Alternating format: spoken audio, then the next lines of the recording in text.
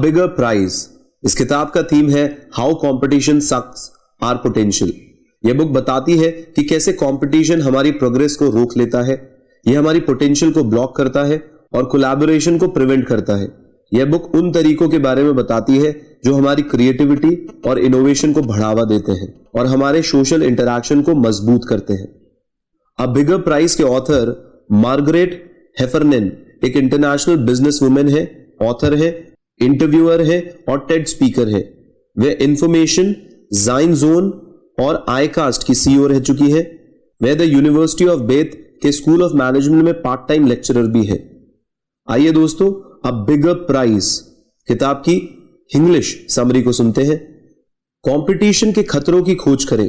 1984 में researchers Robert Goldman ने 198 top athlete से पूछा कि क्या वे एक अनडिटेक्टेबल परफॉर्मेंस एनहांसिंग ड्रग लेना पसंद करेंगे जो उन्हें गोल्ड मेडल मिलने की गारंटी देगी लेकिन उन्हें 5 साल के भीतर मार डालेगी।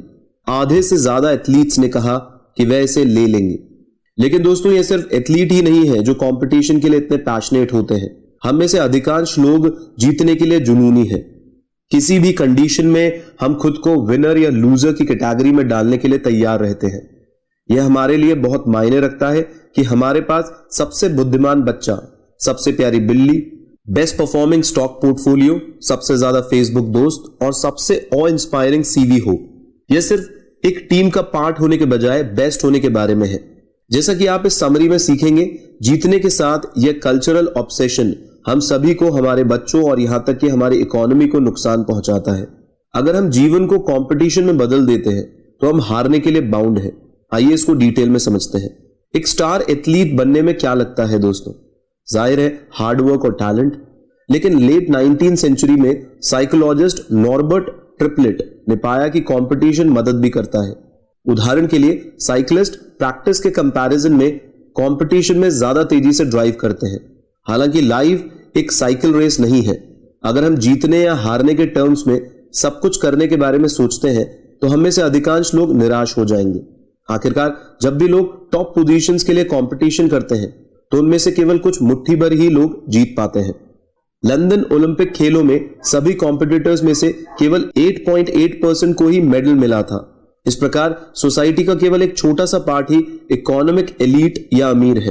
दूसरे शब्दों में, अधिकांश कॉम्पिटिटर्स अंत में हार गए थे, भले ही उन्होंने कितनी भी मेहनत की थी। इसलिए अगर हम जीवन के पर्पस को कंपटीशन के रूप में डिफाइन करते हैं तो हम में से अधिकांश लोग असफल और दुखी हो जाएंगे। लेकिन यह कंपटीशन का एकमात्र नेगेटिव पॉइंट नहीं है दोस्तों, यह हमारी हेल्थ के लिए भी हानिकारक है और स्ट्रेस का एक मेजर सोर्स हो सकता है।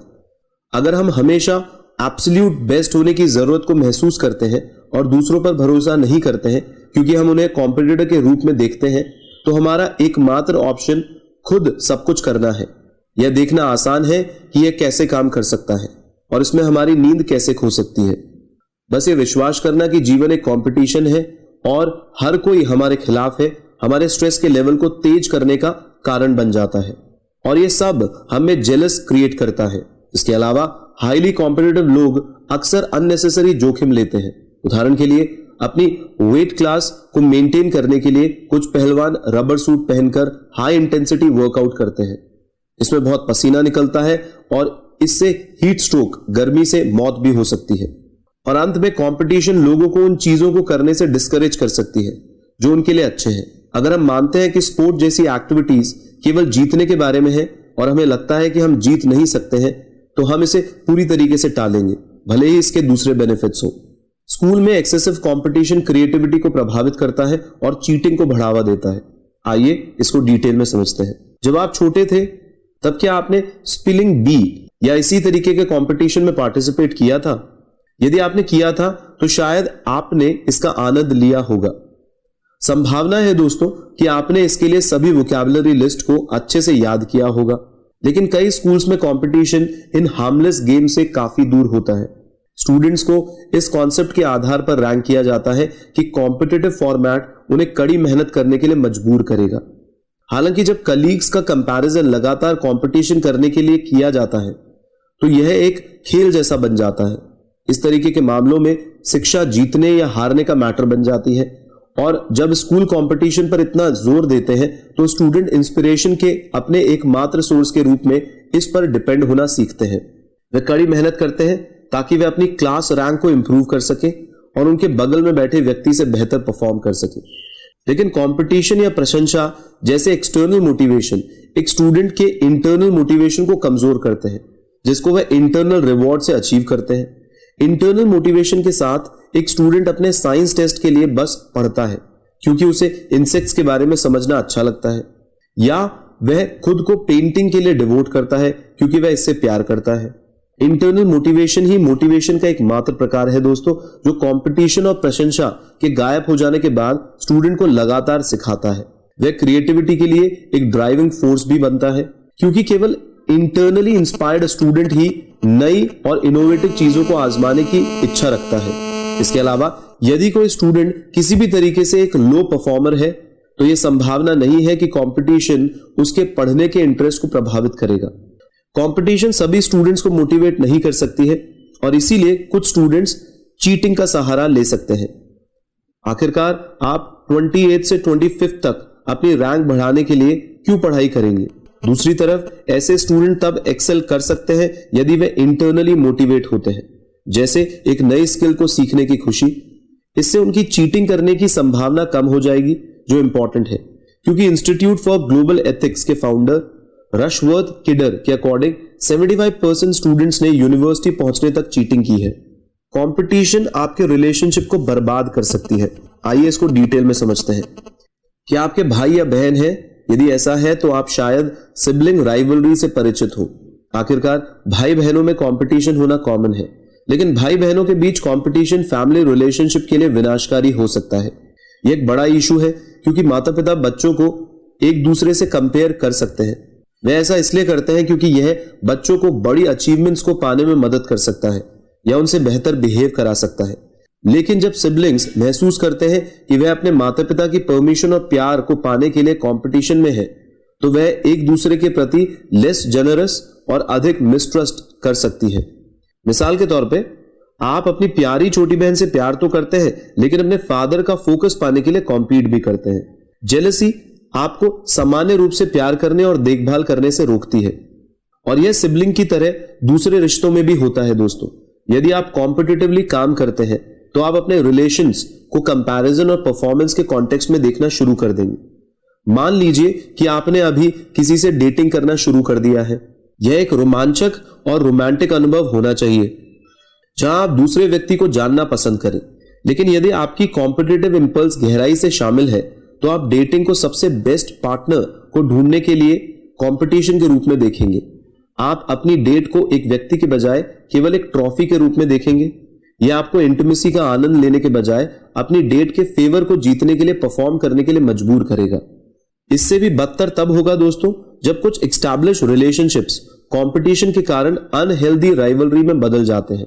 मैरिज थेरेपिस्ट एमिली ब्राउन के अकॉर्डिंग यह डिजास्टर को क्रिएट करता है क्योंकि चीटिंग हमेशा पावर स्ट्रगल के कारण होती है, जिसमें डिफीटेड पार्टनर बेवफाई करके बदला लेता है। कंपटीशन हमें शेयर करने और कोऑपरेशन में बाधा डालकर नुकसान पहुंचाती है। आइए इसको डिटेल में समझते हैं। यदि आप स्पोर्ट्स को बहुत डिटेल से देखते हैं तो वह वास्तव में किसके बारे में होता है दोस्तों? फिर खेलने के लिए, कम्युनिटी बनाने के लिए? आजकल इसका जवाब नन ऑफ द अबव है। ऐसा इसलिए है क्योंकि आजकल स्पोर्ट्स का मेन फोकस जीतना और कंपटीशन करना है। तो इस बारे में इतना बुरा क्या है? खैर, कंपटीशन के साथ एक चैलेंज यह है कि कोऑपरेशन, शेयरिंग और म्यूचुअल सपोर्ट को यह रोकती है। आखिरकार यदि आप अपने आसपास के लोगों को अपना कॉम्पिटिटर मानते हैं तो आप हमेशा महसूस करेंगे कि आपको जीतने के लिए सब कुछ खोना होगा।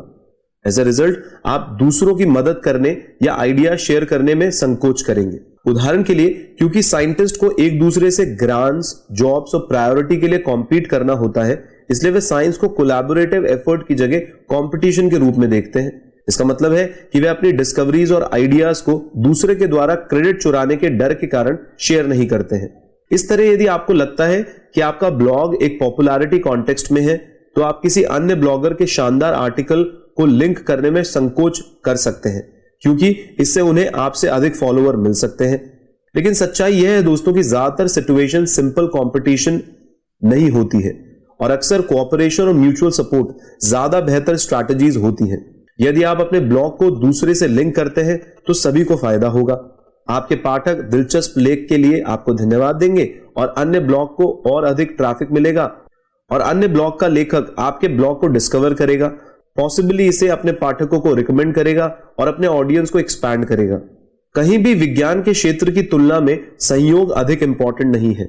जहां प्रोग्रेस विचारों के शेयरिंग और डिस्कशन पर निर्भर करती है, यहां तक कि एल्बर्ट आइंस्टीन ने अपनी जनरल थ्योरी ऑफ रिलेटिविटी को डेवलप करते समय इसके करेक्ट मैथमेटिकल मॉडल्स बनाने के लिए मार्शल ग्रॉसमैन नाम के मैथमेटिशियन फ्रेंड की मदद ली थी। हम कंपटीशन को ओवरकम कर सकते हैं। आइए इसको डिटेल में समझते हैं। दोस्तों, हमने देखा है कि कंपटीशन सीरियस डैमेज का कारण बन सकता है, लेकिन जाहिर है यह इतना बुरा नहीं है। जब उचित तरीके को उपयोग किया जाता है तो यह भी एडेड मोटिवेशन का अच्छा सोर्स बन सकता है। अनफॉर्चुनेटली, चाहे इकोनॉमी हो, स्कूल्स हो या हमारी फैमिलीज हो, हमारी सोसाइटी हो, प्रोडक्टिव कोलैबोरेशन की जगह एग्रेसिव कंपटीशन को फेवर किया जाता है। लकीली हमारे पास इसे बदलने की फार है। सबसे पहले एम्प्लॉय ओनरशिप और हॉरिजॉन्टल हायरार्कीज कोऑपरेशन बढ़ावा दे सकती है और कंपनियों के बीच के कंपटीशन को रोक सकती है। यदि आपके सभी एम्प्लॉयज एक ही गोल शेयर करते हैं तो यह कोऑपरेशन को प्रमोट करता है। तो कंपनी में हर कर्मचारी को स्टॉक दें और वह सभी प्रॉफिट जनरेट करने के कॉमन गोल को शेयर करेंगे। फ्लैट हायरार्कीज भी इसमें मदद कर सकती है। सुपीरियर और इंफीरियर पोजीशंस के बीच भेद के बिना टॉप तक पहुंचने के लिए कॉम्पीट करना अब संभव नहीं है। लेकिन सिर्फ हॉरिजॉन्टल हायरार्कीज ही बदलाव नहीं लाती है। गोरटेक्स मटेरियल बनाने के लिए फेमस WL गोर एंड एसोसिएट कंपनी एक हॉरिजॉन्टल हायरार्की मॉडल का उपयोग करती है। यहां काम मैनेजर्स के द्वारा कंट्रोल नहीं किया जाता है और लोगों को स्ट्रिक्ट ऑर्डर्स को फॉलो और एक स्पेसिफिक टीम में काम नहीं करना होता है। अगर वे किसी प्रोजेक्ट पर किसी के साथ काम करना चाहते हैं तो उन्हें केवल उन लोगों को मनाने की जरूरत है। दूसरे शब्दों में, उन्हें अपने कलीग्स को अपने साथ काम करने के लिए इंस्पायर करना होता है, जो कोलैबोरेशन को बढ़ावा देता है। एजुकेशन के फील्ड में फिनलैंड कंपटीशन को कम करने के लिए एक बेहतरीन मॉडल है। फिनिश स्कूल ग्रेड्स या स्टैंडर्डाइज्ड टेस्ट का उपयोग नहीं करते हैं। इसकी बजाय स्टूडेंट्स को उनकी पर्सनल ग्रोथ के आधार पर इवैल्यूएट किया जाता है और उनका कंपैरिजन कभी भी उनके कलीग से नहीं किया जाता है। एज अ रिजल्ट वहां बहुत कम कंपटीशन होता है। फिर भी इंटरनेशनल स्कॉलस्टिक अचीवमेंट सर्वे पीसा में फिनलैंड हमेशा टॉप स्कोरिंग ग्रुप में है। ऐसा लगता है कि कंपटीशन का सहारा लिए बिना स्टूडेंट्स को पावरफुली इंस्पायर किया जा सकता है। इसलिए थोड़ा सा कंपटीशन होना मजेदार हो सकता है, लेकिन जनरली हम सभी को बेटर परफॉर्मेंस देने के लिए अपने कल्चरल फोकस को कंपटीशन से हटाकर कोलैबोरेशन पर ले जाना चाहिए। तो दोस्तों, अंत में इस किताब की फाइनल समरी का मेन मैसेज मैं आपको फिर से देता हूं। लिविंग रूम से बोर्ड रूम, लिविंग रूम तक कंपटीशन कल्चर को ड्राइव करता है, लेकिन अधिक वेल्थ, क्रिएटिविटी और प्रोग्रेस को बढ़ावे के बजाय कंपटीशन का बिल्कुल ऑपोजिट मीनिंग है।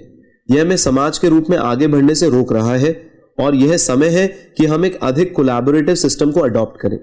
और अमेजिंग किताब है दोस्तों। कंपटीशन से ऊपर उठना जरूरी है। आज हर जगह कंपटीशन हो रहा है, पर इतने दिलचस्प तथ्यों के साथ ये किताब हमें एक्सप्लेन करती है कि कंपटीशन आपके लिए हानिकारक है। क्यों ना कोई वैल्यू ऐड करने के लिए काम किया जाए, क्यों ना किसी स्किल को डेवलप करने के लिए काम किया जाए। आशा करते हैं किताब आपको पसंद आई होगी दोस्तों।